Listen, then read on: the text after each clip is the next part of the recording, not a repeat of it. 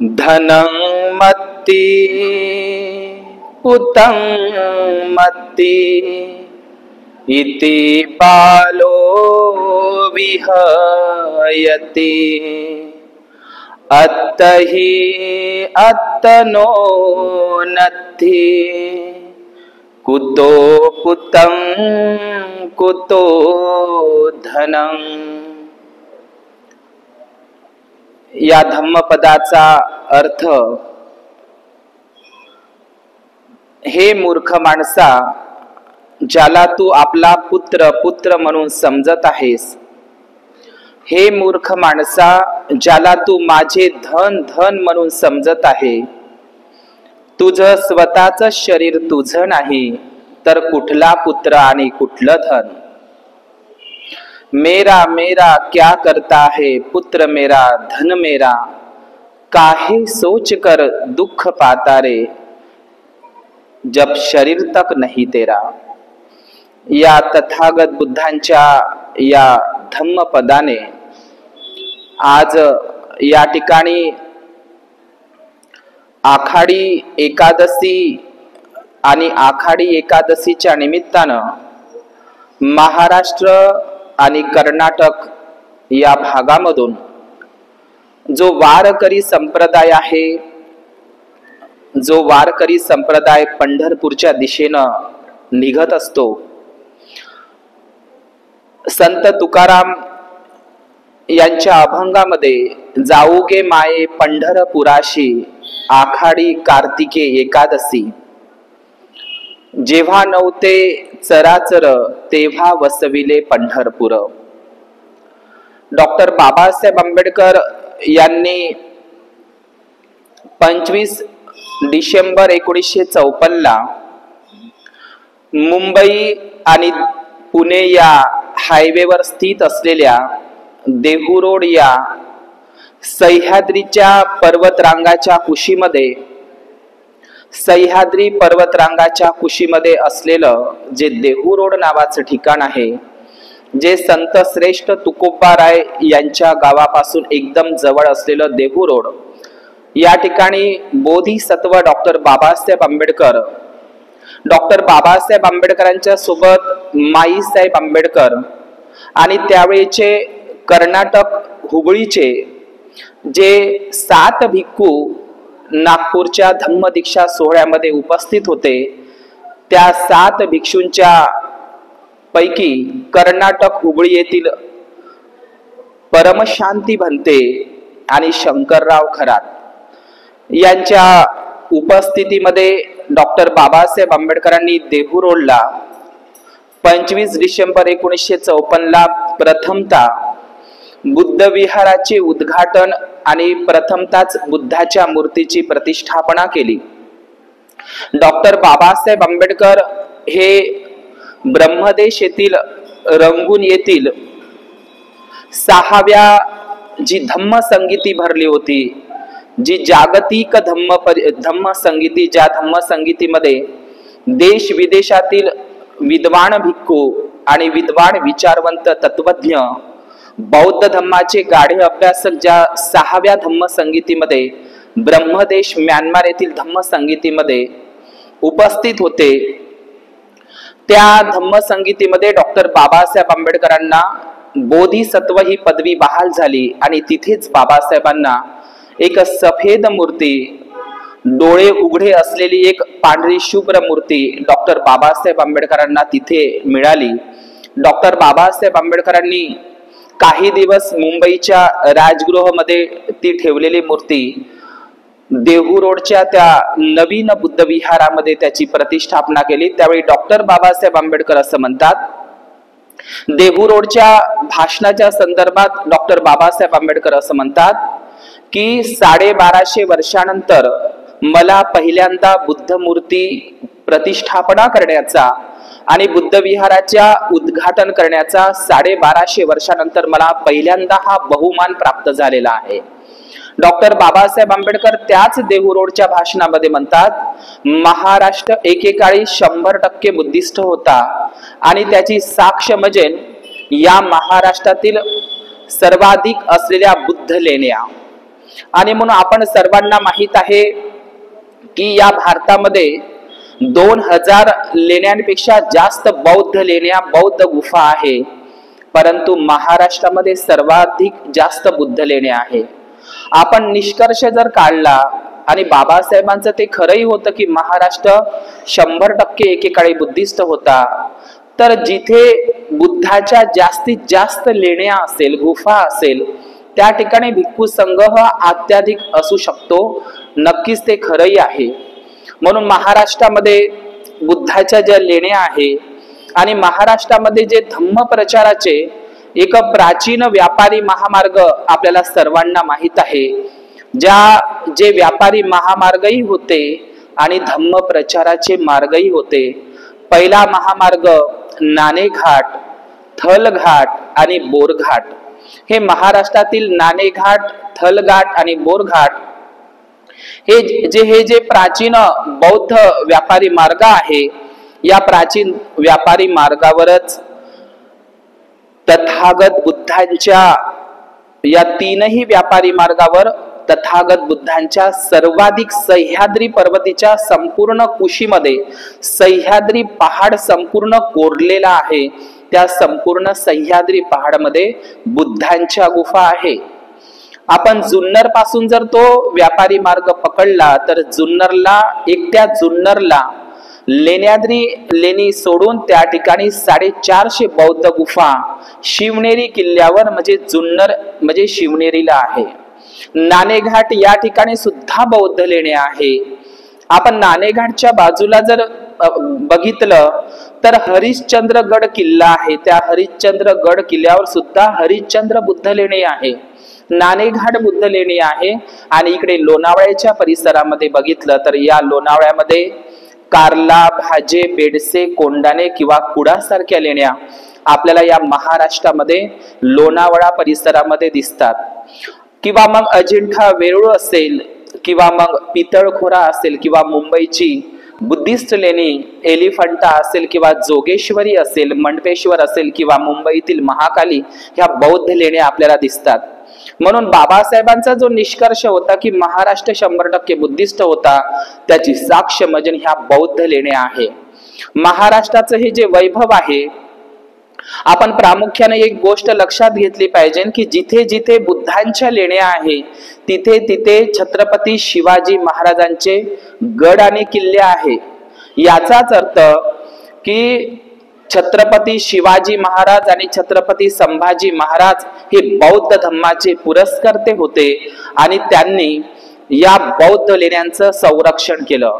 छत्रपती शिवाजी महाराज आणि छत्रपती संभाजी महाराज यांचे मावळे हे बुद्ध लेण्यांचा आश्रय घ्यायचे. आणि म्हणून ही गोष्ट खरी आहे की छत्रपती शिवाजी महाराजांचा जन्म हा शिवनेरी किल्ल्यावर नक्कीच झाला, पण तो किल्ल्यावर उघड्यावर झाला नसून 36 नंबरच्या लेणीमध्ये, शिवाई लेणीमध्ये झालेला आहे. म्हणून प्रामुख्याने आपण लक्षात घेतलं पाहिजे की शिवाजी महाराजांचा जन्म शिवनेरी किल्ल्यावरच झाला, पण तो बुद्ध लेणीमध्ये झाला, ही गोष्ट खरी आहे. आणि म्हणून महाराष्ट्रामध्ये जिथे जिथे बुद्ध लेण्या तिथे तिथे शिवाजी महाराजांचे गड किल्ले आपल्याला दिसतात. आणि म्हणून हा जो वारसा आहे, हा बौद्ध लेण्यांच्या वारशामुळे आपण सांगू शकतो की महाराष्ट्र हा खरोखरच 100% बुद्धिस्ट होता. आणि ह्या बौद्ध लेण्या महाराष्ट्रातील हे भिक्खूंच्या वर्षावासाची ठिकाणं, एकांतवासाची ठिकाणं होती. आणि ही धम्म प्रचार आणि प्रसाराची एक प्रकारे बौद्ध विद्यापीठच होती. महाराष्ट्रातील जेवढ्या काही बौद्ध लेण्या आहे ह्या संपूर्ण एक बौद्ध विद्यापीठाचंच त्यांनी काम केलेलं आहे. बुद्धाच्या काळामध्ये जो दक्षिणापथ एरिया म्हणून ओळखला जातो, या दक्षिणापथ एरियामध्ये जे पंढरपूर नावाचं क्षेत्र येतं, पैठण नावाचं क्षेत्र येतं.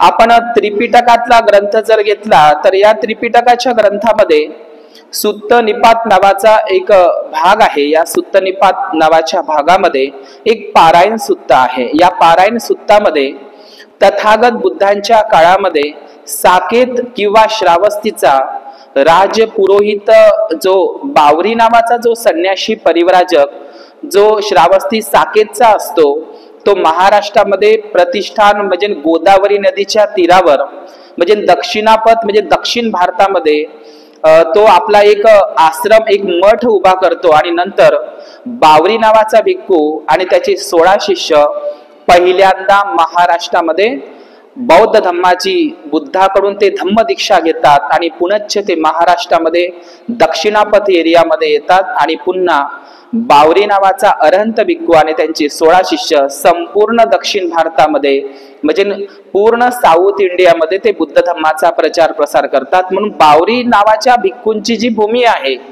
ती भूमी म्हणजे पंढरपूर हे पुण्यक्षेत्र होय. नंतरच्या कालखंडामध्ये बुद्धाच्याच कालखंडामध्ये या महाराष्ट्रातला प्रथम भिक्खू जो मैत्रायणीचा पुत्र जो पुन्न नावाचा भिक्खू, जे पुन्न जे नाव पडलेलं आहे, पुन्न हा पाली शब्द आहे, संस्कारी शब्द पुण्य आहे आणि त्याला आज आपण त्याला पुणे असं म्हणतो. म्हणून आज एक महाराष्ट्रामध्ये आणि खास करून पुण्यामध्ये एक म्हण आहे, जिथं आहे पुण्य तिथं कशाचंच नाही उन. म्हणजे जिथं पुण्य नावाचा भिक्खू राहतो तर तिथं कशाही प्रकारचं म्हणजे सुख शांती नांदते, अशा प्रकारची म्हण आजही पुणे परिसरामध्ये प्रचलित आहे. या पुण्याला लागून थेरगाव नावाचं एक गाव आहे. पुण्यामध्येच ते गाव येतं थेरगाव. थेर म्हणजे काय तर नक्कीच ते पुण्य नावाचा थेर भिक्खू बुद्धाच्याच काळामध्ये हा पुण्य व्यापाऱ्याच्या दृष्टिकोनातून तो कोकण, रायगड, रत्नागिरी आणि पुणे या परिसरामधला त्याचा एरिया आहे.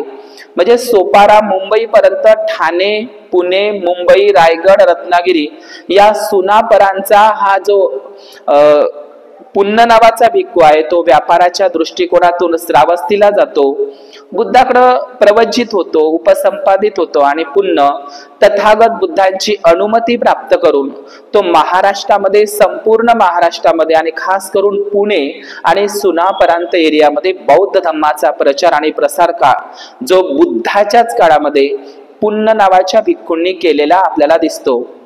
तथागत बुद्ध पहिल्यांदाच पुण्य नावाच्या भिक्खूंच्या आग्रहावरून तथागत बुद्ध आणि 500 भिक्खू संघ आणि आनंद उपस्थायक हे महाराष्ट्रामध्ये पहिल्यांदाच सोपाऱ्याला येतात. आणि या सोपाऱ्याला आल्याच्या नंतर पुन्हा जी मलबार प्रांतातून खास प्रकारची रक्तचंदनाची लाकडं आणून चंदन कुटी भगवान बुद्धाला अर्पण करत असतात, ती सोपारा मधली गोष्ट आहे. म्हणून बुद्धाच्या काळामध्येच बावरी नावाचा अरहंत भिक्षू, त्याचे 16 शिष्य, पुण्य नावाचा भिक्खू बुद्धाच्याच काळामध्ये, या पुण्य नावाचा भिक्खू आणि त्याचा जो छोटा भाऊ आहे, लहान भाऊ चुल्ल पुण्य, हा सुद्धा भिक्खू बनत असतो. आणि नंतरच्या काळामध्ये तिसऱ्या धम्मसंगीतीमध्ये या महाराष्ट्रामध्ये बुद्धाच्याच काळामध्ये आणखी एक भिक्खूंचं नाव येतं. बावरी नावाचा जो भिक्खू तर आहेच, पण त्याचे 16 शिष्य हेही भिक्खूच आहे, पुण्य आणि त्याचा भाऊ चुल्ल पुण्य. आणि बुद्धाच्याच काळामध्ये सुनापरांत मधला आणखी एक भिक्षू ज्याचं नाव खूप कमी प्रमाणामध्ये येतं, त्याचं नाव आहे इसिदिन्न. हा इसिदिन्न सुद्धा सुनापरांत मधला बुद्धाच्याच काळामध्ये प्रवचित झालेला भिक्खू आहे. आपल्याला सर्वांना माहित आहे की तिसरी जी विश्व बौद्ध धम्म संगीती ही खूप मोठी विश्व बौद्ध धम्म संगीती देवानाम पियदसी सम्राट अशोक मौर्य आणि त्यांचे धम्म दीक्षा गुरु मथुरेचे मोग्गलीपुत्र तिस्स यांच्या मार्गदर्शनात आणि सम्राट अशोकांच्या खर्चाने पाटलीपुत्र पाटण्याला भरवण्यात आली होती अशोकाराम महाविहारामध्ये. तेथून सम्राट अशोकांनी धम्मदूतांची, धम्म महामात्रांची धम्म प्रचार आणि प्रसारासाठी नेमणूक केली. तर महाराष्ट्रामध्ये देवानाम पियदसी सम्राट अशोकांनी महाधम्म रक्षित नावाच्या अरहंत भिक्षूला, हा महाधम्म रक्षित नावाचा जो भिक्खू आहे हा यवन ग्रीक वंशाचा आहे. आपल्याला माहित असेल की जो मिलिंद बौद्ध राजा आहे, हा मिलिंद बौद्ध राजा हा ग्रीक बौद्ध राजा आहे. आणि या ग्रीक यवन मिलिंद बौद्ध राजाच्या वंशज म्हणजेच हा महाधम्म रक्षित यवन ग्रीक भिक्खू सम्राट अशोक पाटलीपुत्र पटण्यावरून महाराष्ट्रामध्ये पाठवतात. दक्षिणापथाच्या प्रांतामध्ये पाठवतात, ज्याला अश्मक जनपद सुद्धा म्हणतात. तर या दक्षिणापथमध्ये म्हणजे पंढरपूर आणि संपूर्ण महाराष्ट्रामध्ये सम्राट अशोकाच्या कालखंडामध्ये महाधम्मरक्षित भंतेजीच्या कालखंडामध्येच हा महाधम्मरक्षित महाविहार हे चंद्रभागा, आपण हे नाव आधुनिक आहे चंद्रभागा म्हणतात, परंतु ते वास्तविक नाव भीमा नदी आहे.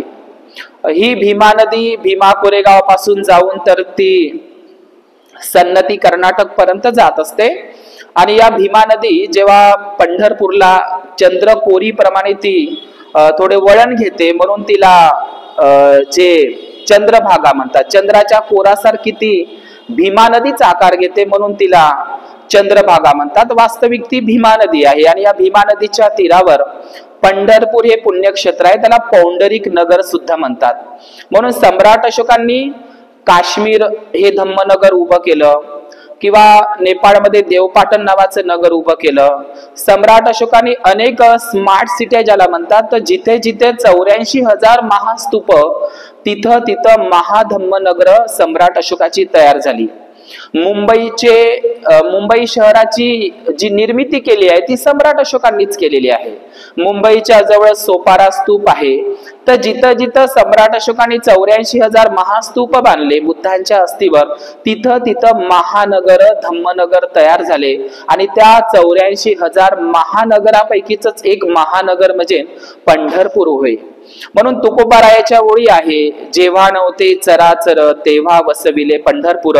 तर हे पंढरपूर नगर सम्राट अशोकांनी वसवलेलं नगर आहे. आणि महाधम्मरक्षित आज जे पंढरपूरचं विठोबाचं पांडुरंगाचं किंवा पुंडरिकाचं जे विहार म्हणून ओळखले जाते, हे सम्राट अशोकाच्या कालखंडामध्ये महाधम्मरक्षित नावाचा भिक्खू आणि त्यांचा भिक्खू संघ त्या ठिकाणी वावरत होता. महाराष्ट्र हा शब्द सर्वप्रथम महाराष्ट्रातील कारले, भाजे, कुडा, कोंडाणे किंवा अजंठा आणि पितळखोरा या महाराष्ट्रातील बौद्ध लेण्यांमध्ये महारठ्ठिणी किंवा महारठ्ठ हा शब्द सापडतो. आपण पुण्याजवळ बेडसे लेणीला किंवा कारल्याच्या लेणीला जर गेलंय तर त्या ठिकाणी तुम्हाला महारठ्ठ किंवा महारठ्ठिणी हा शब्द सापडतो. आणि श्रीलंकेमध्ये जो एक ग्रंथ लिहिण्यात गेलेला आहे महावंश किंवा दीपवंश, या महावंश ग्रंथामध्ये महारठ्ठ हा शब्द पहिल्यांदा येतो. बुद्धाच्या काळामध्ये या महाराष्ट्राला अश्मक जनपद किंवा सुनापरांत ओळखले जात होते, परंतु सम्राट अशोकाच्या शिलालेखांमध्ये महारठ्ठ हा शब्द येतो. आणि महारठ्ठ हा शब्द सम्राट अशोकाच्या काळापासूनच प्रचलित झालेला आहे. आणि महाराष्ट्र हा शब्द जो आपल्याला माहित आहे की रठ्ठपाल, आणि रठ्ठपालालाच महारठ्ठपाल म्हणतात. रठ्ठ म्हणजे राष्ट्र होते. तर या महावंश ग्रंथामध्ये महाराष्ट्र शब्द आहे.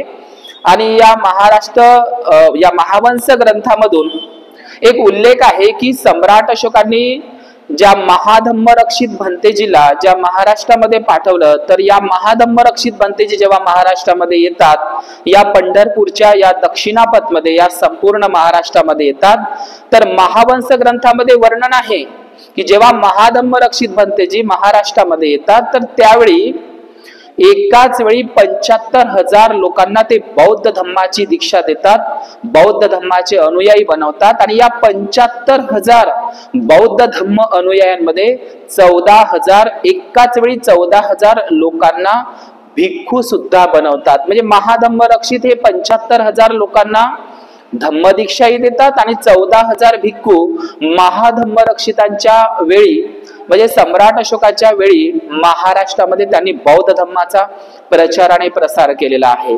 म्हणून सम्राट अशोकाच्या कालखंडामध्येच महाराष्ट्र हा बुद्धिस्ट होताच.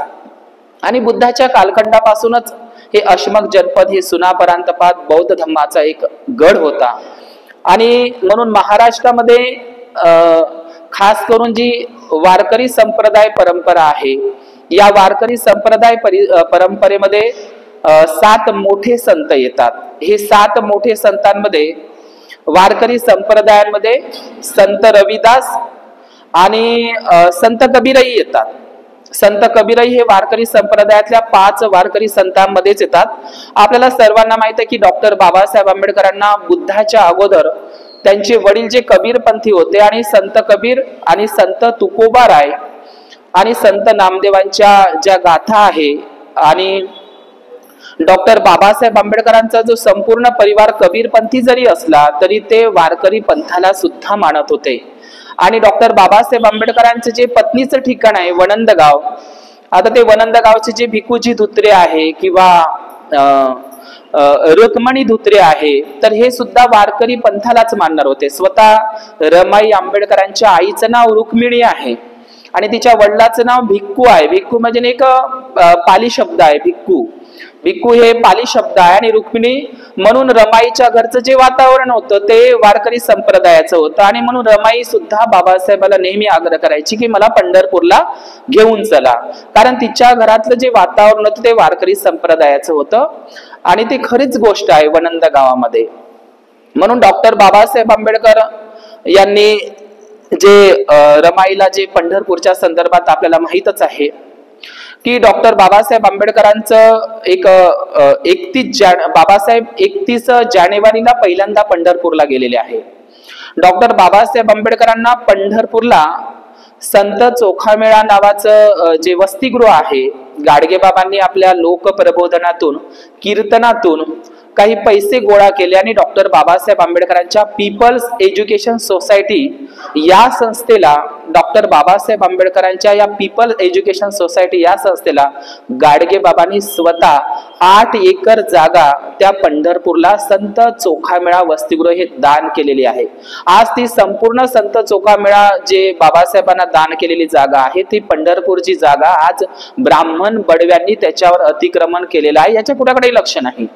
म्हणून डॉक्टर बाबासाहेब आंबेडकर हे सुद्धा पंढरपूरच्या संदर्भात त्या देहरोडच्याच भाषणामध्ये बाबासाहेबांचा उल्लेख आहे। 25 डिसेंबर 1954 भाषणामध्ये डॉक्टर बाबासाहेब आंबेडकर उल्लेख करतात की पंढरपूरचे विठोबाचे त्या पांडुरंगाचे जे देवालय आहे, देवालय शब्द वापरलेला आहे बाबासाहेबांनी, जे मंदिर आहे हे प्राचीन काळातील बौद्ध विहार आहे। पंढरपूरचे विठोबाचे पांडुरंगाचे विठ्ठलाचे मंदिर हे प्राचीन बौद्ध विहार आहे, बौद्ध मंदिर आहे, हे मी सिद्ध करून देईन। आणि त्यांनी एक प्रबंध सुद्धा लिहायला घेतला होता बाबासाहेबांनी आणि ते पुण्याच्या डेक्कन कॉलेजच्या त्यांना ते सादरही करणार होते। हुआच पांडुरंग म्हणजे पंढरीचा पांडुरंग कोण, हे पुस्तक बाबासाहेबांनी त्याचा प्रबंधही लिहिला होता आणि मग बाबासाहेबांना सुद्धा खात्री होती की पंढरपूरचं मंदिर हे बुद्धाचंच विहार आहे आणि मी ते सिद्ध करून देईन।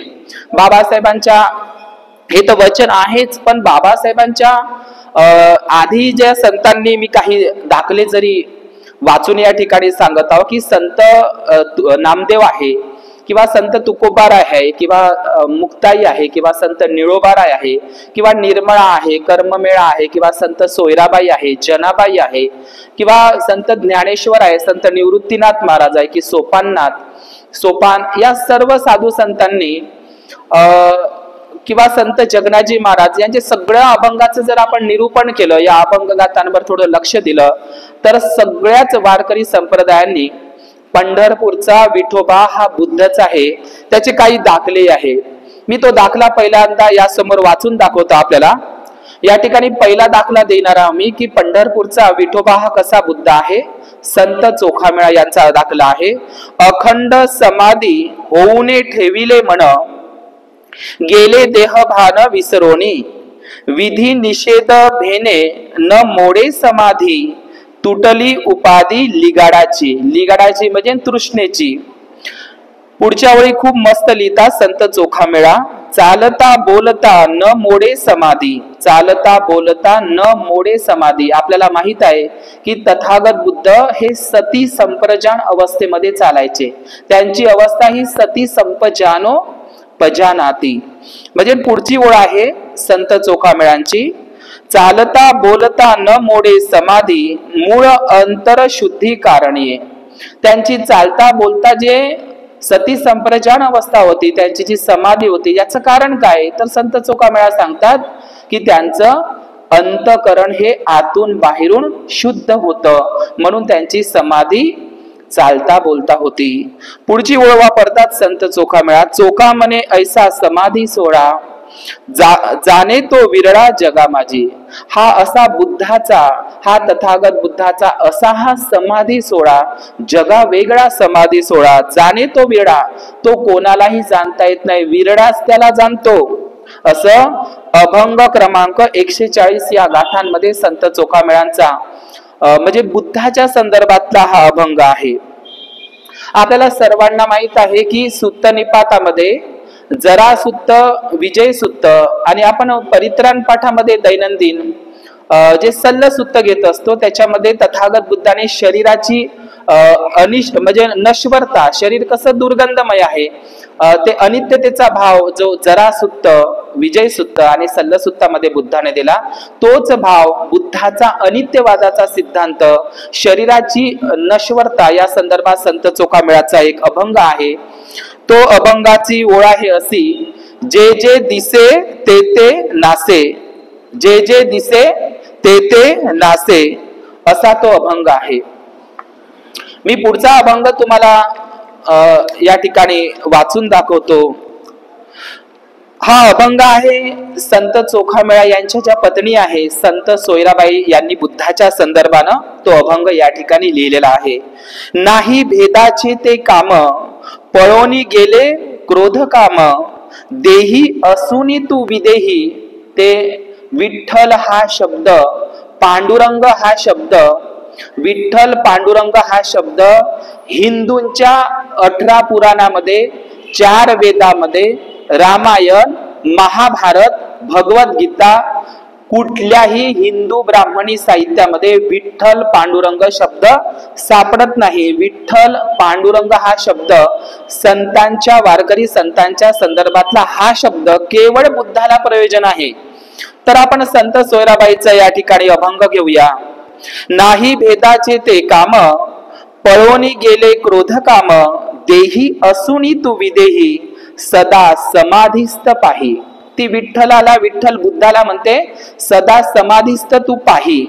देहासी विटाळ मनती सकळ, जी वर्णव्याधी व्यवस्था म्हणते की देहासी विटाळ मनती सकळ, मनते निर्मळ शुद्ध बुद्ध. मनते निर्मळ शुद्ध बुद्ध हा संत चोखामेळांची पत्नी संत सोयराबाईंचा यांचा अभंग आहे. तिलाही हा विठ्ठल हा बुद्धच दिसलेला आहे. त्यानंतर संत बहिणाबाई, आपल्याला सर्वांना माहित आहे की एक महाकवी अश्वघोष होऊन गेले. महाकवी अश्वघोष नावाचा एक भिक्खू होऊन गेला, ज्यांनी बुद्ध चरित्र लिहिलेलं आहे. बाबासाहेबांनी बुद्ध आणि धम्माचा ग्रंथ लिहित असताना त्याचा आधार घेतला. बुद्ध म्हणजे अश्वघोष, महाकवी अश्वघोष नावाचा एक भिक्खू होऊन गेला, ज्यांचं जन्मस्थान साकेत आहे, अयोध्या. या साकेत मध्ये जन्म घेतलेला महाकवी अश्वघोष नावाचा भिक्खू, ज्या अश्वघोष नावाच्या भिक्खूंनी बुद्ध चरित्र, सौंदरानंद, वज्रसूची हे 3 बौद्ध ग्रंथ लिहिले. आणि ते ग्रंथ, वज्रसूची नावाचा ग्रंथ स्वतः संत तुकोबारायाच्या हाती पडलेला होता. तिथूनच त्यांनी ब्राह्मणवादावर कोडे उमटवलेले आहे. जाती आणि वर्णव्यवस्थेच्या विरुद्ध बंड पुकारण्याचं काम, त्याची प्रेरणा जर संत तुकोबारायांना मिळाली आणि त्यांच्या अभंगामध्ये तो विद्रोह दिसतो, तर संत तुकोबारायांनी अश्वघोष नावाच्या भिक्खूचा जो ग्रंथ आहे वज्रसूची, तो ग्रंथ त्यांनी वाचलेला होता. आणि हा वज्रसूची ग्रंथ त्यांनी, त्यांची जी शिष्या होती संत बहिणाबाई, हिला सुद्धा तो वज्रसूची नावाचा संस्कृत ग्रंथ, तो पाली प्राकृत आहे तसा, तर हा वज्रसूची नावाचा बौद्ध ग्रंथ संत बहिणाबाईला त्याचं मराठीमध्ये अनुवाद करायला देतात. म्हणजे या वज्रसूची बौद्ध ग्रंथाचा प्रभाव संत तुकोबारायावर आणि त्यांची शिष्या संत बहिणाबाईवर होता. हाच वज्रसूची नावाचा ग्रंथ तुकोबाच्या हातून, हाच ग्रंथ नंतरच्या कालखंडामध्ये ज्योतिबा फुलेंच्या हातातही पडला. ज्योतिबा फुलेने सुद्धा वज्रसूची हा बौद्ध ग्रंथ वाचलेला आहे, म्हणून ते सुद्धा बौद्धांकडेच समतावादी पुरस्काराचे आपल्याला दिसतात. म्हणून आपण संत बहिणाबाई, ज्यांनी बुद्धाला, विठ्ठल हा कसा बुद्ध आहे त्याचं वर्णन केलं आहे. संत बहिणाबाई असं म्हणतात, संत तुकाराम महाराजांच्या शिष्या, कलियुग बौद्ध रूप धरी तुकोबा शरीरी प्रकटला. म्हणजे संत बहिणाबाई असं म्हणतात की मला स्वतः तुकोबारायाच्या शरीरामध्ये बुद्धच प्रकटल्यासारखा दिसत आहे. संत तुकाराम हे संत तुकाराम नाही तर ते बुद्धच बोलत आहे. संत तुकारामाच्या म्हणजे संत तुकाराम नसून ते संत तुकारामाच्या वाणीमध्ये मला बुद्धच जाणवत आहे असं संत बहिणाबाई म्हणतात. आपण दुसरा आणखी एक अभंग घेऊया. बौद्ध अवतार होऊन विठे समचरण ठेवून, संत नामदेव महाराजांची जी दासी आहे तिचा हा अभंग आहे. ती सुद्धा विठ्ठलाला बुद्धच म्हणून संबोधन करत आहे. बौद्ध अवतार होऊन विठे समचरण ठेवणे. समचरण म्हणजे भगवान बुद्धांचे श्रीपाद. श्रीपाद म्हणजे बुद्धाचे पावलं हे समचरण होते, सारखे पावलं होते, श्रीपाद म्हणतो आपण त्याला. पुंडलिक दिवटा पाहून तयाचे द्वारी गोंधळ, मांडलिया बया दार लाव, बौद्धाई बया दार लाव. म्हणजे संत जनाबाईंना सुद्धा विठ्ठल हा बुद्धच दिसत आहे. संत जनाबाई ह्या गंगाखेडच्या आहे, त्या पुन्हा आपल्या अभंगामध्ये पुन्हा म्हणतात, आता बुद्धची झाला सखा माझा. सखा म्हणजे मित्र, कल्याण मित्र आपण म्हणतो पाली भाषेमध्ये, म्हणजे बुद्धची झाला सखा माझा असं संत जनाबाई म्हणतात. संत एकनाथ महाराजांचं उदाहरण आपल्याला सर्वांना माहित आहे. स्वतः पैठणचे म्हणजे पैठणचे प्रतिष्ठानचे जे संत एकनाथ आहे यांनी या पैठणला संत एकनाथ महाराजांच्या त्या स्थळाला स्वतः डॉक्टर बाबासाहेब आंबेडकरांनी भेट दिलेली आहे. पैठणला संत एकनाथ महाराजांच्या ज्या पैठणला स्वतः डॉक्टर बाबासाहेब आंबेडकरांनी भेट दिलेली आहे आणि ते सातवाहन बौद्ध सम्राटांची राजधानी आहे. तर संत एकनाथ महाराज त्यांच्या अभंगामध्ये म्हणतात, तो अभंग आहे, बोधोनी सकळही लोका बोधे नेले, त्रिविध तापवो बौद्ध रूपे नांदसी, बोले विना बोलवे एक हो, साधक बाधक येथे जेथे एकपणेच बोधाविसीवो, उदो मनो उदो बोधाई माऊली हो. म्हणजे संत एकनाथ महाराज त्यांच्या अभंगामध्ये, अभंग गाथा, गाथा हा पाली शब्द आहे, त्यांच्या अभंग गाथामध्ये संत एकनाथ महाराज असं म्हणतात, बुद्धाला ते बोधाई माऊली म्हणतात. आज वारकरी संप्रदाय ज्ञानेश्वर माऊली म्हणतात, पण बुद्धाला माऊली म्हणजे आईचं रूप संत एकनाथ महाराजांनी दिलेलं आहे. बोधाई माऊली उदे हो असं संत एकनाथ महाराज त्यांच्या अभंगामध्ये म्हणतात. संत नामदेवांचा 3911 एक अभंग आहे, त्यांच्यामध्ये संत नामदेव महाराज असं म्हणतात, लोक देखोनी उन्मत्त दाराणी आसक्त, न बोले बौद्ध रूप ठेविले जगणी हात.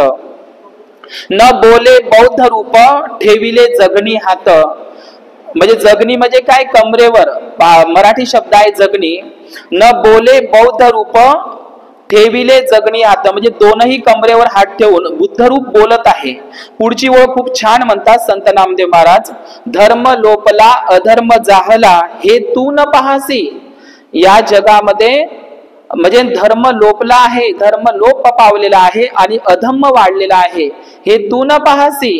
या लागे बौद्ध रूप पंढरी नांदसी. म्हणजे यासाठी तू पंढरीला नांदत आहे, बुद्धाला पंढरीला नांदत आहे असं संत नामदेव 3911 अभंग गाथामध्ये सांगतात. त्यांचा एक महत्वाचा अभंग आहे संत नामदेव महाराजांचा 2103 अभंग. हा अभंग तर सरळ सरळ बुद्धाला बघा काय आहे तो अभंग, शोधांचा महाशोध, शोधाचा महाशोध, बोधांचाही महाबोध, शुद्धांचाही शुद्ध बुद्ध विटेवरी. हा संत नामदेव महाराजांचा 2103 अभंग आहे. संत नामदेवाच्या कालखंडापर्यंत या भारताचं नाव जम्बूद्वीपच होतं, म्हणून संत नामदेव महाराजांनी त्यांच्या अभंग गाथेमध्ये या भारताला जम्बू असं उच्चारलेलं आहे. बघा त्यांचा अभंग जो महाराष्ट्र शासनानं प्रकाशित केलेला आहे सकल संत गाथामध्ये, संत नामदेवांनी कसं या भारताला जम्बूद्वीपच म्हटलेलं आहे. जम्बू या दीपा माझी एक पंढरपूर गाव, जम्बू या दीपा माझी एक पंढरपूर गाव, बुद्ध धम्माचे ते नगर, विठो पाटील त्याचे नाव. मराठी भाषेमध्ये विठो पाटील म्हणजे प्रमुख माणूस, म्हणजे कोण, हाच तो प्रमुख बुद्धालाच विठो पाटील संत नामदेव त्यांच्या गाथामध्ये बोलतात. संत चोखामेळांची एक आणखी एक अभंग गाथा आहे, चालता बोलता न मोडे समाधी, त्याचे एकची कारण मूळ अंतकरण शुद्धी. आणखी एक संत तुकोबारायाचा अभंग आहे. आणि संत तुकोबारायांनी आपल्या सर्व अभंग गाथा आणि ध्यान साधना त्यांनी भंडारा डोंगर, जे देऊगावचं भंडारा डोंगर जी बुद्धलेणी आहे, या बुद्धलेणीमध्येच त्यांनी ध्यान साधना केलेली आहे. जसं भंडारा डोंगरच्या बाजूला फिरंगाई डोंगर आहे, भामचंद्र डोंगर आहे, किंवा घोराडवाडी म्हणजे घोराडवाडीच्या बुद्धलेण्या, भामचंद्रच्या बुद्धलेण्या, किंवा भंडारा डोंगरच्या बुद्धलेण्या, किंवा त्या देऊगावलाच लागून असलेल्या फिरंगाईच्या बुद्धलेण्या, या बुद्धलेण्यांना स्वतः तुकाराम महाराजांनी भेटी दिले आहे. पण भंडारा डोंगर मध्येच त्यांनी पूर्ण आपल्या अभंग गात आलेला आहे. त्याच्यामध्ये बघा काय म्हणतात संत तुकोबाराय. आशा ते करविते बुद्धीचा तो लोप, आशा ते करविते बुद्धीचा तो लोप, संदेह ते पाप कैसे नव्हे, आपला आपुन करावा विचार, प्रसन्नते सार मन ग्वाही, नावे रूपे अंगी लाविला विटाळ, होते ते निर्मळ शुद्ध बुद्ध, असं संत तुकोबाराय म्हणतात. त्यांचा तुकोबारायांचा पुढचा अभंग आहे. तोडोनिया अवघ्या ज्येष्ठांचा संबंध, तोडोनिया अवघ्या ज्येष्ठांचा संबंध, बुद्धापाशी शुद्ध बुद्ध व्हावे, शुद्धापाशी शुद्ध बुद्ध व्हावे. तथागत बुद्धांचा एक कालाम सुत्त आहे. त्या कालाम सुत्ता सुद्धा आपल्याला संत तुकोबारायाच्या अभंग गाथामध्ये दिसतो. सत्य असत्याशी मन केले ग्वाही, मानियले नाही बहुमता, किंवा तुका मने व्हावा मनासी संवाद, आपुलाची वाद आपणासी.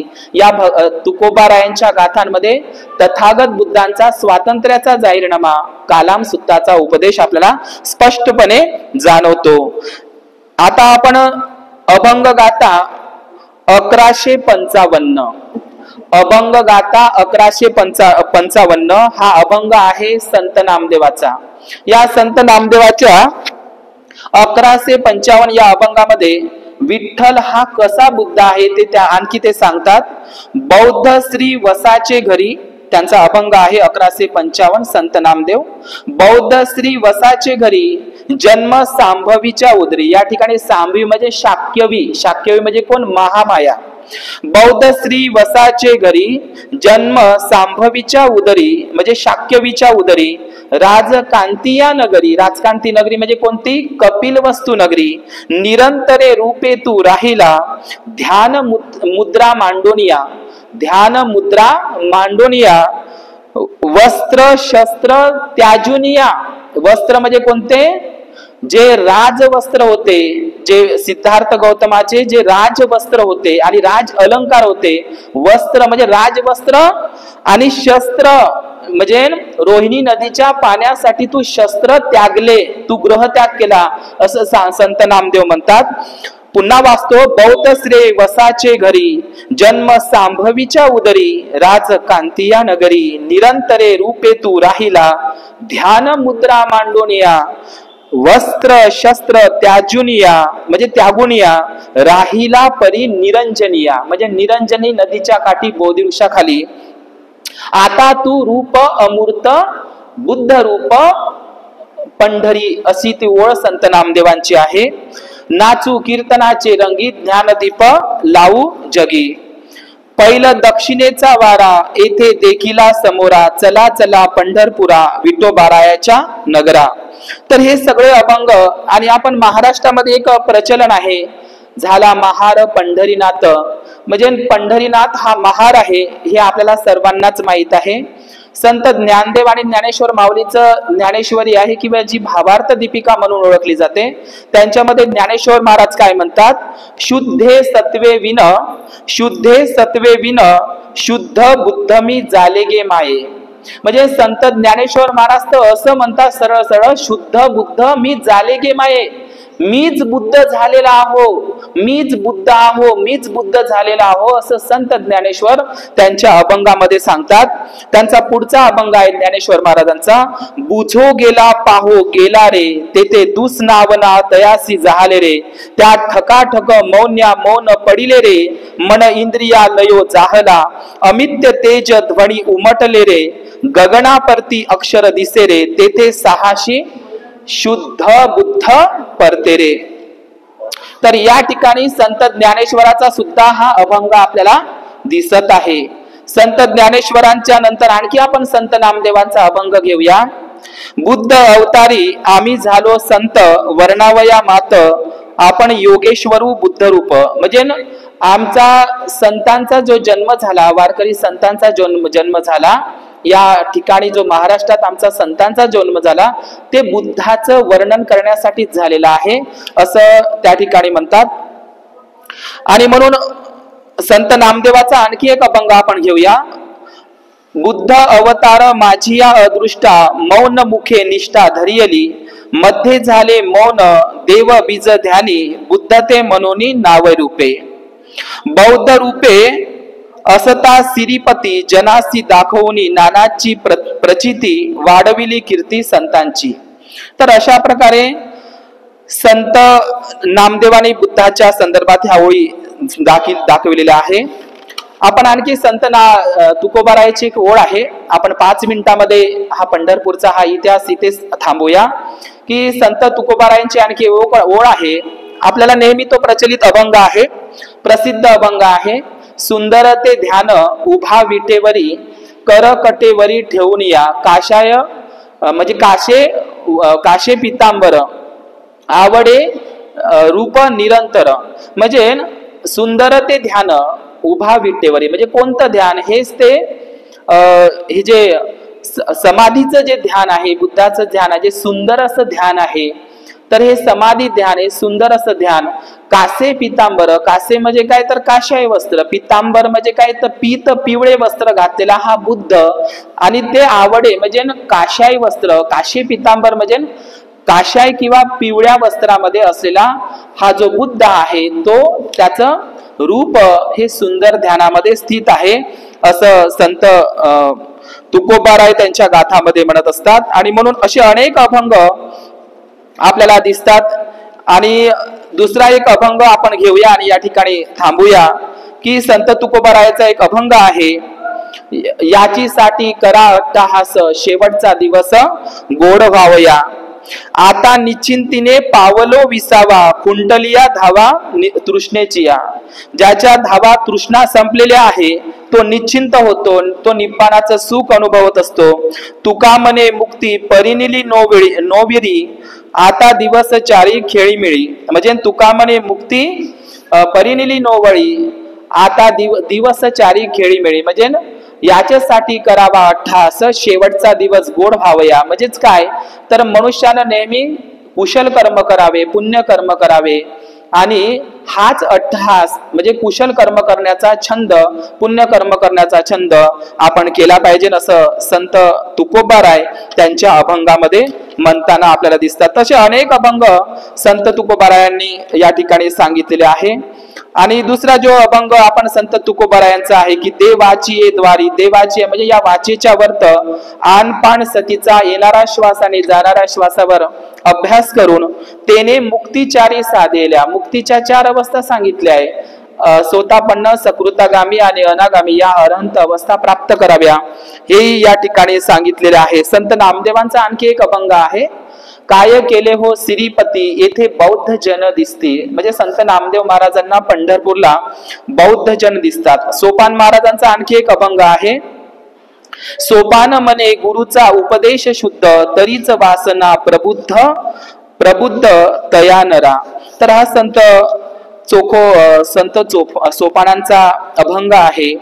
आणि असे अनेक अभंग आपल्याला या ठिकाणी आपण पाहत असतो की संत तुकोबाराय असेल, संत नामदेव असेल, सर्व संतांनी विठ्ठल हा दुसरा तिसरा कोणी नसून तो बुद्धच आहे हे संतांच्या अनेक अभंगांमधून आपल्याला दिसतं. अनेक अभंग मी या ठिकाणी संदर्भ तसे गोळा केलेले आहे, पण प्रमुख अभंग मी या ठिकाणी आपल्याला सांगण्याचा या ठिकाणी प्रयत्न केलेला आहे.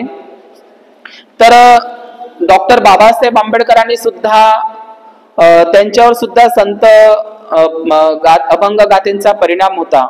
संत तुकोबारायांची गाथा त्यांनी मूकनायक या पाक्षिकामध्ये वापरलेली आहे. म्हणजे जेवढे काही मूकनायकचे पाक्षिक काढले त्या संपूर्ण मूकनायक पाक्षिकाच्या म्हणजे प्रथम भागी संत तुकोबारायांची गाथा आणि जो बहिष्कृत भारत जो 1927 मध्ये डॉक्टर बाबासाहेब आंबेडकरांनी काढला, तर या बहिष्कृत भारतामध्ये म्हणजे आपण या दोन अभंगाच्या गाथा घेऊया आणि मी माझ्या वाणीला विराम देतो की मूकनायक मध्ये डॉक्टर बाबासाहेब आंबेडकरांची गाथा घेतली. काय करू आता धरून या भिड, निशंक हे तोंड वाजविले, नवे जगी कोणी मुकियाचा जाण, सार्थक लाजुनी नवे हित. तर या ठिकाणी मूकनायक हे नाव संत तुकोबारायांच्या गाथांमधून बाबासाहेबांनी घेतलेलं आहे. त्यांच्या बहिष्कृत भारतामध्ये बाबासाहेबांनी या बहिष्कृत भारताच्या अंकाची सुरुवात सुद्धा संत ज्ञानेश्वरांच्या अभंगामधून केलेली आहे. आता कोंदट घेऊन हाती, आरूढ पायी रथी, देई आलिंगन वीरवृत्ती, समाधाने जगी कीर्ती रुढवी, स्वधर्माचा मानू वाढवी, या भारा पासोनी सोडवी मेदिनी हे. मेदिनी म्हणजे धरती, मेदिनी हा पाली शब्द आहे. आता पार्थ निशंकू होई, या संग्रामा चित्त देई, येथ हे वाचुनी काही बोलो नये, आता केवळ संग्राम, संग्रामाशिवाय दुसरे काहीही नाही. हा संत ज्ञानेश्वराचा अभंग बहिष्कृत भारताच्या या अंकामध्ये बाबासाहेबांनी घेतलेला आहे. म्हणजे संत ज्ञानेश्वर असेल किंवा संत ज्ञानेश्वर महाराज, बाबासाहेब तर सरळ असं म्हणतात की या संत साहित्याचा आणि कवित्वाचा अभ्यास करणारा, मराठीचा अभ्यास करणारा माझ्यासारखा एक तुरळक सापडेल. महाराष्ट्रामधील संत तुकोबारायांच्या अभंग गाथा आणि ज्ञानेश्वरांची ज्ञानेश्वरी जरी वाचली तरी मराठी काय आहे तिचं महत्व समजून सांगता येईल. संत नामदासांची सुद्धा ओळ बाबासाहेबांनी एका भाषणामध्ये घेतली आहे. बाबासाहेबांची ती ओळ आहे, ज्या माणसामध्ये उत्साह नसेल तर एकतर त्या माणसाचे शरीर किंवा मन रोगट असले पाहिजे. ही अभंग गाथा संत रामदासांची सुद्धा बाबासाहेबांनी त्यांच्या अभंगामध्ये घेतलेली आहे. तर अशा संत साहित्याचा प्रभाव डॉक्टर बाबासाहेब आंबेडकरांना सुद्धा होता. म्हणून या ठिकाणी जे पंढरपूरचं जे क्षेत्र आहे, हे पंढरपूरचं हे प्राचीन विहारच आहे. या संदर्भातले मी काही दाखले या ठिकाणी देतो आणि या ठिकाणी थांबतो. महाराष्ट्रामध्ये सर्वाधिक बौद्ध धम्म होता ही खरीच गोष्ट आहे, पण 10व्या शताब्दीपर्यंत महाराष्ट्रामध्ये आणि विशेषतः कोकणामध्ये बौद्ध धम्म अस्तित्वात होता. म्हणजे महाराष्ट्रामध्ये कोकणामध्ये 10व्या शताब्दीपर्यंत बौद्ध धम्म अस्तित्वात होता. रमाईचे जन्मगाव आहे वनंद गाव, कोकणामध्ये येते, रत्नागिरी जिल्ह्यामध्ये. या रत्नागिरी जिल्ह्यामध्ये वनंद गावापासून 30 किलोमीटर अंतरावर, रमाईच्या वनंद गावा या जन्मगावावरून 30 किलोमीटर अंतरावर पन्हाळे काजीच्या बौद्ध गुफा आहे. पन्हाळे काजी बौद्ध गुफा. कधी तुम्ही वनंद गावला गेले रमाईच्या स्मारकाला तर तिथे पन्हाळे काजी बौद्ध गुफा आहे. या पन्हाळे काजी बौद्ध गुफांमध्ये 10व्या शताब्दीमध्ये सिद्धनाथ पंथीय शाक्य मित्र नावाचा एक वज्रयानी भिक्खू होता. म्हणजे 10व्या शताब्दीपर्यंत महाराष्ट्र कोकणामध्ये बौद्ध धम्म अस्तित्वात होता, हे आपल्याला दिसतं. तर महाराष्ट्रामधलं जे पंढरपूर हे ठिकाण आहे, हे प्राचीन बौद्ध विहार आहे. हे संतांनी तर सांगितलेलंच आहे. संतांनी सांगितलेलं आहे की पंढरपूरचं, विठ्ठलाचं, विठोबाचं, पांडुरंगाचं मंदिर हे बुद्ध विहारच आहे. हे संतांनी, सर्व संतांनी त्यांच्या अभंगगाथामध्ये सांगितलेलं आहे. डॉक्टर बाबासाहेब आंबेडकरांनी सुद्धा छाती ठोकपणे सांगितलेलं आहे की ते पंढरपूरचंच विहार आहे, हे मी सिद्ध करून देईन. म्हणजे संतांचेही दाखले आहे. दुसरी गोष्ट, डॉक्टर बाबासाहेब आंबेडकरांनी सुद्धा ते सांगितलेलं आहे. डॉक्टर बाबासाहेब आंबेडकर तर असंही म्हणतात की महाराष्ट्रातले सगळेच जुने बुद्ध विहार हे बुद्ध विहार आहे. परंतु विदेशातल्या पाश्चात्य लोकांचं मनमत काय आहे? पंढरपूरचं विठोबाचं मंदिर हे खरोखरच बुद्ध विहार आहे का? हे तर अभंग गाथांमध्ये आहे, संतांच्या, बाबासाहेबांचं म्हणणं आहे. पण विदेशातल्या लोकांचं काय म्हणणं आहे? जे विदेशातले जे रायटर होऊन गेले त्यांचं काय म्हणणं आहे? तर आपण पहिलं नाव घेऊया. तर भारतामध्ये मोहेंजोदडो आणि हडप्पा संस्कृतीचे उत्खनन करणारे sir John marshal. Sir John marshal हे ब्रिटिश कालखंडामध्ये म्हणजे भारतीय पुरातत्व खात्याचे महानिदेशक होते. सन जॉन मार्शल हे सुद्धा त्यांच्या ग्रंथामध्ये असं म्हणतात की पंढरपूरचे विठोबाचे मंदिर हे प्राचीन काळातील बुद्ध विहार होय. हे मी नाही म्हणत, हे सर जॉन मार्शल म्हणतात. भारतीय पुरातत्व खात्याचे सर्वेक्षक होते, ते महानिदेशक होते. त्यांनी सुद्धा सांगितलेलं आहे की पंढरपूरचं विठोबाचं मंदिर हे बुद्धाचंच विहार होय. त्यानंतर दुसरं नाव येतं भारतामध्ये ते मध्ये जॉन विल्सन या इंग्रज हा अमेरिकेतील व्यक्ती आहे. जॉन विल्सन यांनी सुद्धा पुरातत्व विभागाचं काम बघितलेलं आहे. ते सर्वेक्षण करते होते. त्यांनीही या जमिनीतला बुद्ध, या भूमीतला बुद्ध आणि जमिनीवरच्याही बुद्धाचं त्यांनी अनेक प्रकारे संशोधन केलेलं आहे. तर हा जॉन विल्सन नावाचा अमेरिकेचा माणूसही म्हणतो की पंढरपूरचं मंदिर हे विठोबाचंच मंदिर आहे. त्यानंतर caves temple in India, caves temple in India हा ग्रंथ तुम्हाला गुगल सर्च सापडेल अंग्रेजीमध्ये. त्या केव्स टेम्पल इन इंडिया मध्ये जेम्स बर्जेस आणि जेम्स फर्ग्युसन हे त्यांनी नमूद केलं आहे. जेम्स बर्जेस आणि जेम्स फर्ग्युसन यांनी केव टेम्पल इन इंडिया या ग्रंथामध्ये नमूद केलेलं आहे की पंढरपूरचं विठोबाचं मंदिर हे बुद्धाचंच विहार आहे. हे केव टेम्पल या ग्रंथामध्ये आहे. दुसरी गोष्ट, जे चार्ल्स सेलन होऊन गेले, जे इंग्लंडचे प्रसिद्ध इतिहासकार आहे, ज्यांनी the Ashoka last India empire म्हणजे हा ग्रंथ लिहिला, किंवा the Buddha Sahib, the Sahib of Buddha असं जी ग्रंथ लिहिलेला आहे, चार्ल्स सेलन हे इंग्लंडचे प्रसिद्ध इतिहासकार आहे. चार्ल्स एलन, हा चार्ल्स एलन इंग्लंडचा इतिहासकार, प्रसिद्ध इतिहासकार, हा असा म्हणतो की पंढरपूरचे विठोबाचे मंदिर हे बुद्धाचेच विहार आहे. चार्ल्स एलन तर त्यांच्या ग्रंथामध्ये असं पुढे लिहितात की तिरुपती बालाजी, जगन्नाथ, अयप्पा मंदिर आणि भारतातील सर्वात जुनी मंदिरं ही प्राचीन काळातील बुद्ध विहार होय. हे इंग्लंडचे इतिहासकार चार्ल्स एलन यांनी सांगितलेलं आहे. किंवा आपण बाळासाहेब ठाकरे यांचे वडिलांचं नाव सर्वांनीच ऐकलं असेल, ज्यांचा देवळे आणि देवळांचा धर्म हा ग्रंथ वाचला असेल. तर प्रबोधनकार ठाकरे हे नाव आपल्याला सर्वांना परिचित आहे. तर प्रबोधनकार ठाकरे त्यांच्या ग्रंथामध्ये म्हणतात की भारतातील सर्वच मंदिरं ही प्राचीन काळातील बुद्ध विहार होय.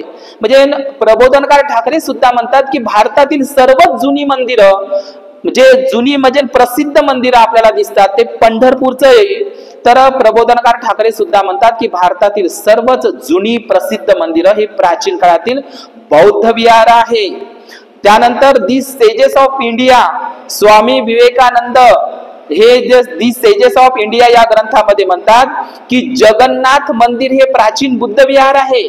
आणि स्वामी विवेकानंद पुढे असं म्हणतात की जगन्नाथ हे प्राचीन बुद्ध विहार आहेत, पण भारतातील जेवढी काही जुनी प्रसिद्ध मंदिरं आहे हे बुद्ध विहारच आहे, असं स्वामी विवेकानंदाचं म्हणणं आहे. दी सेजेस ऑफ इंडिया या ग्रंथामध्ये स्वामी विवेकानंद म्हणतात. आणि आपल्याला माहित आहे वंदे मातरम हे जे राष्ट्रगीत आहे, ज्यांचे जनक आहे बंकिमचंद्र चट्टोपाध्याय, ज्यांनी वंदे मातरम हे ग्रंथ लिहिला आहे. त्यांनी एक कादंबरी लिहिली आहे आनंदमठ बंगालीमध्ये. तर त्या आनंदमठ ग्रंथामध्ये बंकिमचंद्र चटर्जी म्हणतात की या भारतातील जी प्राचीन बुद्ध मंदिरं आहे त्यांचं हिंदू मंदिरांमध्ये कन्व्हर्शन झालेलं आहे. म्हणजे बंकिमचंद्र चटर्जीला असंच म्हणायचं आहे की प्राचीन मंदिरं, प्राचीन बौद्ध विहार, प्रसिद्ध बौद्ध विहार हे प्राचीन हिंदू मंदिरांमध्ये, ब्राह्मणी मंदिरांमध्ये त्यांचं कन्व्हर्शन झालेलं आहे. आपण तामिळ महाकाव्य मणिमेखलाई ग्रंथ जर वाचला तर त्याच्यामध्ये सुद्धा उल्लेख आहे की प्राचीन बौद्ध मठाचं हिंदू ब्राह्मणी मठांमध्ये रूपांतर झालेलं आहे. तर आपल्याला सर्वांचे मी सगळे जे दाखले दिले आहे, sir John Marshall, John William, James Fergusson, James Burgess, Charles Allen किंवा स्टीव्हन्सन नावाचा एक रॉयल एशियाटिक सोसायटी जे स्टीव्हन्सन याने सुद्धा सांगितलेलं आहे की प्राचीन विठोबा जे आजचं जे विठोबाचं विठ्ठलाचं जे मंदिर आहे प्राचीन बुद्ध विहार, असं स्टीव्हन्सन सुद्धा असं त्यांच्या ग्रंथामध्ये नमूद करतो. म्हणून साने गुरुजींच्या नेतृत्वामध्ये साने गुरुजींनी एक पुस्तक लिहिलं आहे बुद्धांचं, छोटं, कोकणातील आहे साने गुरुजी, ज्यांनी बुद्ध चरित्र लिहिलं. केळुस्कर गुरुजींच्या नंतर साने गुरुजींनी गौतम बुद्धाचं चरित्र एक पुस्तक लिहिलं आहे मराठी, आपण ते वाचा. म्हणून साने गुरुजींना सुद्धा माहित होतं की पंढरपूरचं विठोबाचं मंदिर बुद्धाचंच विहार आहे. म्हणून साने गुरुजींच्या नेतृत्वामध्ये पंढरपूरच्या मंदिर हे विठोबाच्या मंदिर हे कसं ब्राह्मण बडव्यांच्या हातून मुक्त होईल, त्यांनी त्यांच्यासाठी अस्पृश्यांसाठी खुले करण्यासाठी साने गुरुजींनी सुद्धा लढा दिलेला आहे. बाबासाहेब सुद्धा पंढरपूरला 2-3दा येऊन गेलेले आहे. म्हणून पंढरपूर हे पुण्यक्षेत्र आहे. बौद्ध भिक्षूंचा मोठा गड त्या पंढरपूरला राहायचा. पंढरपूरला त्या ठिकाणी महाधम्मरक्षित हे महाविहार म्हणजे आजचं जे पंढरपूरचं विहार आहे ते महाधम्मरक्षित महाविहार आहे। त्या ठिकाणी हजारो भिक्खू संघ, मी आताच सांगितलं की 14,000 भिक्खू लोक त्या पंढरपूरच्या विहारामध्ये महाविहारामध्ये राहायचे। हे महावंश ग्रंथामध्ये लिहिलेलं आहे। 14,000 भिक्खू संघ त्या ठिकाणी राहायचा आणि म्हणून महाधम्मरक्षित यांची ती भूमी आहे। म्हणून देहू आळंदी पासूनच का ती पालखी निघते किंवा दिंड्या निघते की देहू आळंदीच्या बाजूला तुम्हाला पूर्ण कारले भाजेच्या बुद्धिस्ट लेण्या दिसते। इंद्रायणी नदी ही प्रवारणा भूमी आहे, ही सीमा भूमी आहे। त्या ठिकाणी उपसंपदा व्हायची, प्रवज्जा विधी व्हायची इंद्रायणी नदीच्या काठी आणि त्या इंद्रायणी नदीच्या देहूगाव आळंदी पासून पूर्ण बौद्ध लेण्या आहे। त्या बौद्ध लेण्यांमध्ये भिक्खू राहायचे आणि ते बौद्ध भिक्षू त्या इंद्रायणी नदीवर प्रवज्जा उपसंपदा करायला जायचे आणि म्हणून आजही ती परंपरा त्या देहू आळंदी पासूनच ही दिंडी पालख्या निघत असते। आणि म्हणून आखाडी पौर्णिमेला ते पंढरपूरला जे भिक्खू संघ राहायचा त्या भिक्खूला आपल्या गावामध्ये वर्षावासासाठी आमंत्रित करायचे आणि मग नंतर आखाडी पौर्णिमेला आणण्यासाठी ते जायचे पांढरे वस्त्र परिधान करून आणि नंतर ते पुन्हा कार्तिकीला नेऊन द्यायचे। म्हणून तुकोबारायांचाच अभंग आहे, जाऊ गे माये पंढरपुराची आखाडी कार्तिके एकादशी। म्हणून आजही वारकरी बांधव पांढरे कपडेच घालतात आणि पांढरी पगडी घालतात। पण आता तुकोबाराय किंवा नामदेव महाराज जे पांढरा फेटा घालायचा, शिवाजी महाराजांच्या काळापासून, बुद्धाच्या काळापासून, अशोकाच्या काळापासून पगडी होती, फेटा होता। संत तुकोबाराय आणि सर्वच वारकरी संत पांढरा फेटा गुंडाळून जायची डोक्याला। आता पांढरा फेटा गेला आणि गांधीजीची टोपी आली। तर अशा प्रकारे वारकरी लोक सुद्धा सफेद कपडे घालून जात असतात। त्यामुळे हे वस्त्र बौद्ध धर्माचं प्रतीक आहे। पंढरपूर हे खरोखरच प्राचीन बौद्ध विहार आहे, हे आता जगासमोर येत आहे। आणि म्हणून डॉक्टर बाबासाहेब आंबेडकर यांनी जे सांगितलंय की पंढरपूर हे प्राचीन बुद्ध विहार आहे, मी सिद्ध करून देईन, हे सिद्ध करण्यासाठीच आम्ही दरवर्षी ज्ञानज्योती महास्तवीर संघारामगिरी यांच्या नेतृत्वामध्ये सतत 12 वर्षापासून भीमा कोरेगाव ते पंढरपूर गुलामाला त्याच्या गुलामीची जाणीव करून द्या, म्हणजे ते बंड करून उठतील। आम्हाला ते पंढरपूरचं मंदिरही नको, आम्हाला ते महाबोधी विहार हवाय, पंढरपूरचं मंदिर नको आहे, परंतु ते बुद्धाचंच विहार आहे। लोकांना जनजागृती करण्यासाठी सामाजिक क्रांती अभियान हे धम्म क्रांतीमध्ये कसं परिवर्तित होईल याकरिता पूजनीय ज्ञानज्योती महास्तवीर यांच्या नेतृत्वामध्ये भीमा कोरेगाव ते पंढरपूर पदयात्रा दरवर्षी निघत असते। ती जाणीव करून देण्यासाठी हा पंढरपूरचा हा जो वारसा आहे, पंढर म्हणजे पांढरे, पुंडरीक म्हणजे पांढरे कमळ, तर हे पुंडरीक सुद्धा आपल्याला माहितच आहे सगळ्यांना, हे पुंडरीक सर्व पाली शब्द आहे। तर असाच हा पंढरपूरचा हा इतिहास आहे, हा पंढरपूरचा इतिहास, हा धम्माचा इतिहास, हेच ते पंढरपूर म्हणजे महाधम्मरक्षित महाविहार होय। तर या ठिकाणी पंढरपुरांचा हा इतिहास आपण या ठिकाणी जाणून घेतला। या ठिकाणी मी थांबतो। सर्वांना नमो बुद्धाय आणि जय भीम।